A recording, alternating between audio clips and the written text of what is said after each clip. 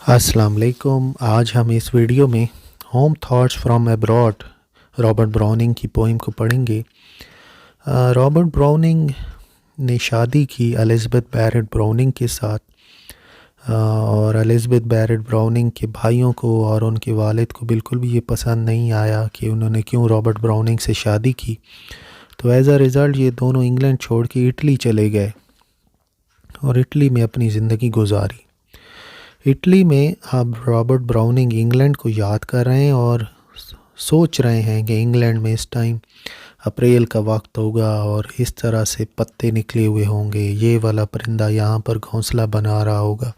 यानी अपने घर को याद करके वो बहुत ज़्यादा दुखी भी हैं और घर को बहुत मिस कर रहे हैं। होम सिकनेस का थीम हमें इस पोइम में मिलता है। चलें अब हम इस पोइम को पढ़ते हैं। O to be in England now that's April there. अरे इंग्लैंड में अब अप्रैल का वक्त है। And whoever wakes in England sees some morning unaware. और जो कोई भी इंग्लैंड में उठेगा वो देखेगा सुबह को और उसे पता भी नहीं होगा that the lowest boughs and the brushwood sheaf round the elm tree bore are in tiny leaf, कि झाड़ियों के झुंड और पेड़ों के नीचे एल्म ट्री के पास छोटे छोटे पत्ते उग रहे हैं। नन्हे नन्हे पौधे एल्म ट्री के ऊपर उग रहे हैं।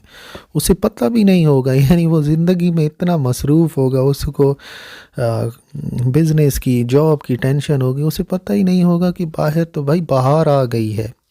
While the chaffinch sings on the orchard bough in England now, और बाग में एक chaffinch परिंदा जो है वो डालियों पे बैठ के अपना गाना गाता होगा। उसे पता भी नहीं है कि बाहर भाई chaffinch परिंदा बैठा है और वो गाना गा रहा है। यानी जब हम ज़िंदगी में मसरूफ़ होते हैं तो हम इन छोटी छोटी बातों को देखते ही नहीं है। कौन देखता है वो, लेकिन रॉबर्ट ब्राउनिंग भी मिस कर रहे हैं। वो कह रहे हैं हाँ इंग्लैंड में इस टाइम ये हो रहा होगा। And after April when may follows, और अप्रैल के बाद जब मई का महीना आता है, and the whitethroat builds and all the swallows, और वाइट थ्रोट और स्वेलो जब अपने घोंसले बनाते हैं।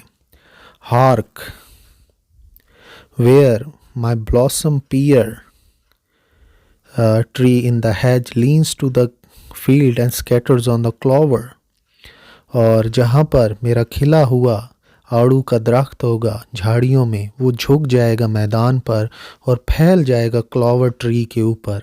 अब यहाँ वो कह रहे हैं कि मेरा एक आड़ू का दरख्त भी है, वो इस टाइम तक खिल जाएगा और झाड़ियों में, और वो झुक जाएगा ज़मीन की तरफ, और जो क्लोवर का जो दरख्त है उसके ऊपर वो फैल जाएगा। यानी इतना उन्हें पता था अपने आसपास के सराउंडिंग्स का कि कौन सा दरख्त किस मौसम में खिलेगा, किस तरह से वो ज़मीन पर झुकेगा और कौन से दरख्त के ऊपर फैल जाएगा। ये छोटी छोटी डिटेल्स भी उन्हें पता थी।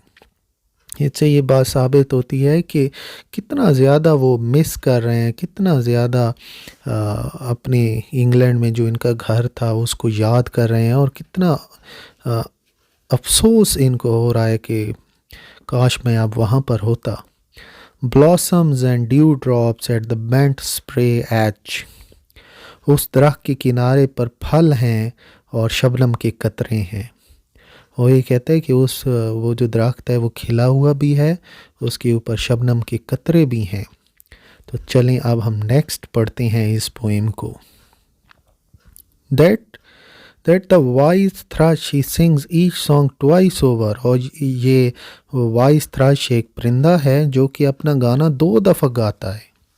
लेस्ट you should think he never could recapture the first fine careless rapture, और वो परिंदा इसलिए अपना गाना 2 दफ़ा गाता है कि लोग ये ना सोचें कि जो खुशी उसने पहली दफ़ा अपने गाने में बयान की है वो दूसरी दफ़ा नहीं बयान कर सकता। कितनी खूबसूरत बात वो कह रहा है। परिंदा जानबूझ के 2 दफ़ा गाना गाता है कि पहली दफ़ा जितना खूबसूरत मैंने गाना गाया ना, लोग ये ना समझें कि मैं दूसरी दफ़ा नहीं गा सकता।